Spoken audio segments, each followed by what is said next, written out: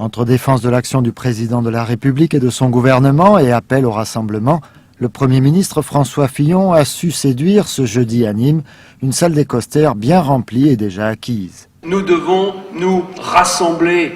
Ça n'est pas en opposant les régions à l'État, en opposant les régions au département, en nous querellant autour de nos clochers que nous allons réussir à gagner cette bataille de la mondialisation.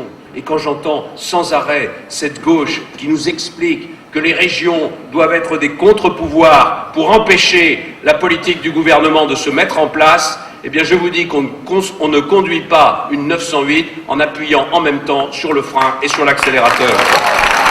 La référence à la Peugeot 908 est sans doute venue à l'esprit du Premier ministre après en avoir reçu un modèle réduit en cadeau d'anniversaire offert par le sénateur-maire de Nîmes, Jean-Paul Fournier, lequel a ironisé sur la confusion dans laquelle est plongée la gauche en Languedoc-Roussillon.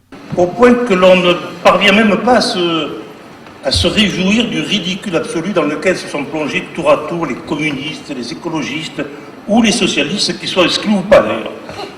Quel lamentable spectacle auquel nous assistons. Pour notre part, l'union de toutes les composantes de la majorité a été décidée au niveau national.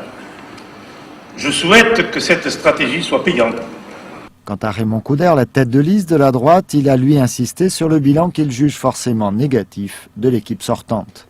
6 ans d'appauvrissement, ça suffit. 6 ans de déséquilibres territoriaux, ça suffit. 6 ans d'injustice dans la répartition des crédits de la région, ça suffit.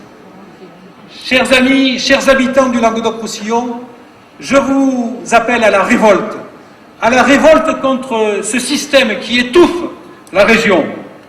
Il faut vouloir ensemble la victoire. Vous le savez, hein, dans le sport, on le sait.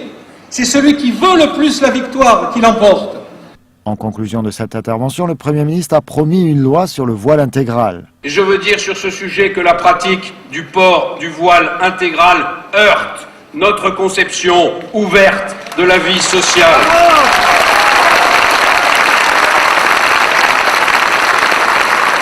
Elle est contraire à un principe pour lequel les Français ont lutté pendant des années et des années, qui est celui de l'égalité entre les hommes et les femmes. En République, on ne vit pas masqué. Et c'est la raison pour laquelle nous avons décidé, avec le président de la République, de légiférer sur cette question au printemps. François Fillon est ensuite reparti, peut-être pour fêter de façon plus intime ses 56 ans.